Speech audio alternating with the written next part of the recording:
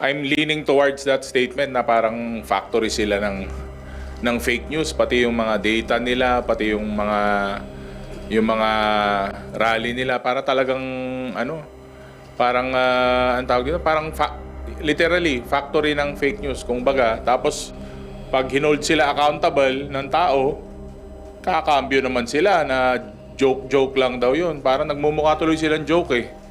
So, ewan ko, parang ano bang tawag mo doon sa hari na father faker? Father ng mga fake news, ganun, mother faker. Hindi ko alam kung paano tatawag natin sa kanila. Father faker, mother faker, o anong tawag sa mga anak nila? Fakerist? Ganun?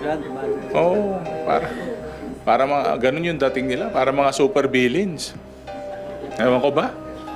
Ano nakukuha nila sa pag-imbento ng fake news saka paninira sa lalong-lalo na sa House of Representatives.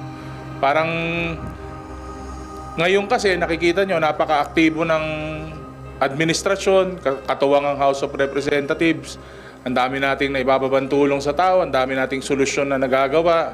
Yung mga problema natin na nandyan, ang target natin mahanapan ng solusyon. Pero bawat galaw sa bawat pagtulong sa taong bayan, pagbigay ng positive na response sa katulong, gagawa na naman nila ng fake news, saka mag-iimbento na naman sila ng hindi totoo na mga sitwasyon. So, ewan ko ba, parang faker, hater, parang ganun yung mga dating nila.